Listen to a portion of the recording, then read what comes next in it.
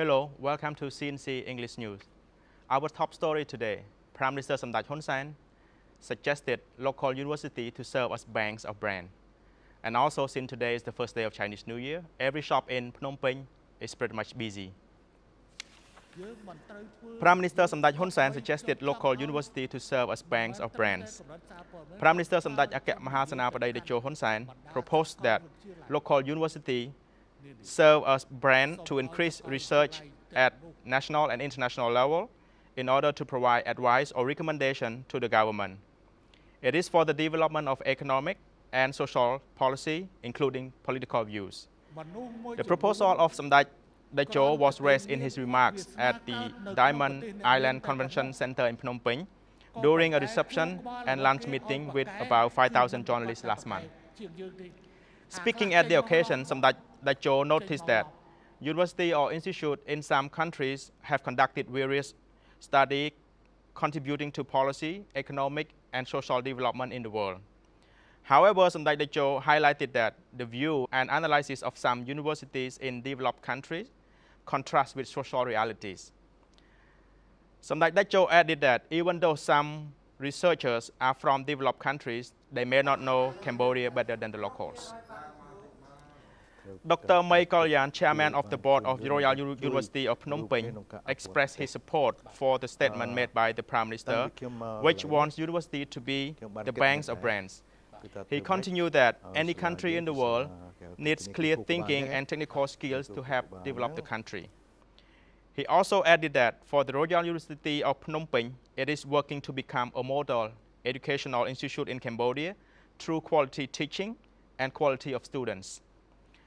According to the Ministry of Education, Youth and Sport report, by 2017, there are a total of 121 higher education institutions nationwide, located in 20 countries, 70 are under the management of Ministry, Education, Youth and Sport, 13 are national institutes, and 60 are private. The government will lose about $32 million, but the private sector will make about $43 million. At the Ministry of Economy and Finance Office in the Government-Private Sector Forum, His Excellency Onpon Manirot, Deputy Prime Minister, Minister of Economy and Finance, said that to contribute to better business and investment environment is to strengthen Cambodia's competitiveness.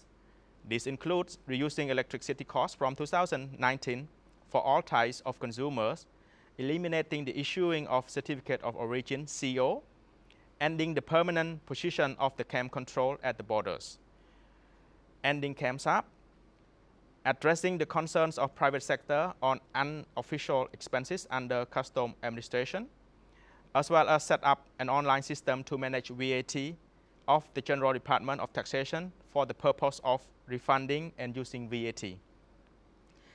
These practical measures of removing CO leads garments and footwear sector saving about $13 million. In addition to the use to minimum the export and import costs of the business in the garments and footwear industry. The scanning costs of container have been discounted, as well as export of rice to $10 for 20-feet containers and $16 for 40-feet containers starting from April 1st, 2019. To eliminate this, the garment and footwear industry will save about $80 million and $3.2 million saved from scanning costs. At the same time, the royal government will suffer a loss of about $32 million, but the private sector will earn about $43 million from the elimination of the camp control permanent position from the international border, airports, and ports. Also, the government has set out a comprehensive reform plan for key ministries and institutions to successfully implement and effectively address private sector challenges, such as possibility to reduce container loading capacity, import and export from terminal handling fees, reduce fees and increase efficiency of both autonomous ports at Sihanouk Vale and Phnom Penh, finalize amendments to the law on investment and the law on special economic zones. review and study the feasibility of merging processes and facilitating business registration within and between relevant institutes such as Ministry of Commerce, General Department of Taxation, and Ministry of Labor and Vocational Training. Organize a list of institutions and time to inspect it at factories. Study the proportion of pension contribution that are in line with the government policy and acceptable to all stakeholders. Set up a bank for small and medium enterprise, as well as to discuss the reuse of unnecessary holidays and cancels the holiday in private sector. The government will provide high salaries to qualified officials. Senior government officials have confirmed that government will recruit highly qualified human resources to serve the public sector in order to make government reform work efficient.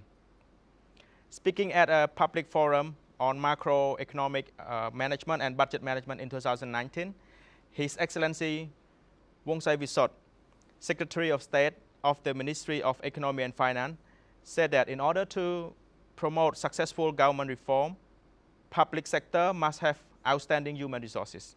He stressed that in 2019, the government would consider increasing the salary of high achievers, otherwise they would go to work in the private sector. However, he said that the government should not only support the best in public sector, but also motivate the private sector, especially young entrepreneurs who have just started a new business. All in all, the idea is to build a strong private sector with more competitiveness. At the present, the government has been making substantial reforms in all areas to achieve a high middle income country by 2030 and become a high income country by 2050. Cambodia and Thailand agreed to launch QR code for payment between the two countries. The National Bank of Cambodia and the Bank of Thailand signed an MOU cooperation on payment, innovation, and finance between the two countries. The agreement was presided over by His Excellency Governor Chia Chanto, Governor of the National Bank of Cambodia, and Virathai Santip Prahop, Governor of the Bank of Thailand, in Phnom Penh yesterday.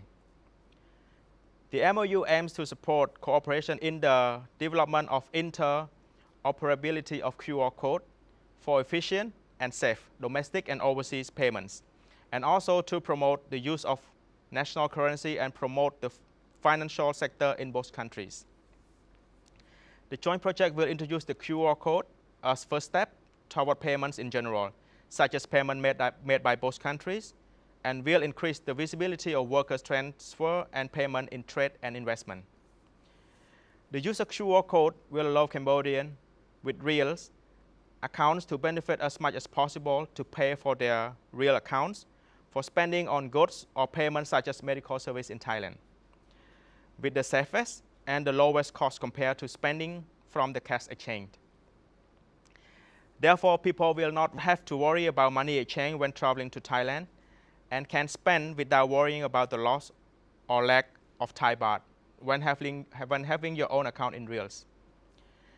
In addition, the use of QR code will also allow traders to pay each goods directly without exchanging of money at agencies, while Cambodian workers working in Thailand also will be able to transfer money to their families with low cost and more secure. The QR code payment scheme will be another catalyst for encouraging Cambodians to have real accounts, with benefit both domestically and internationally. It is also in line with the policies to promote the use of reals from National Bank of Cambodia and the Royal Government of Cambodia. On the other hand, the use of QR code with the real account will increase the use of formal payment system, making operating costs relatively cheap and secure, especially for small and middle-class operations. Since this is the first day of Chinese New Year, every shop in Phnom Penh seems to be very busy. Today, since early morning, the Cambodian with Chinese origin and the Chinese are shopping at nearby markets for fruit and food to prepare to pray for their ancestors. There are some people who are faring poultry, pork, seafood, depending on the available resources. Lunar New Year is a major milestone for Chinese people and it's also one of the major Chinese festivals that's always happened when changing from the old calendar to the new Chinese calendar. It can be called Lunar New Year or Spring Festival.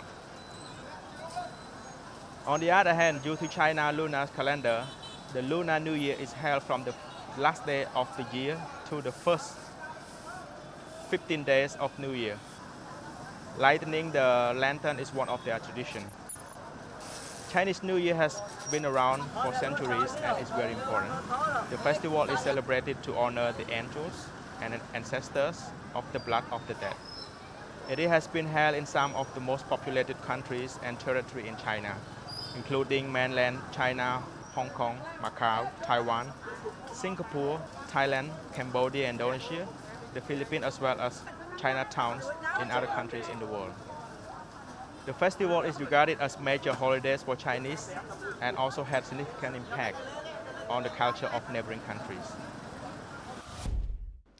Thank you for being with us today, and Happy Chinese New Year.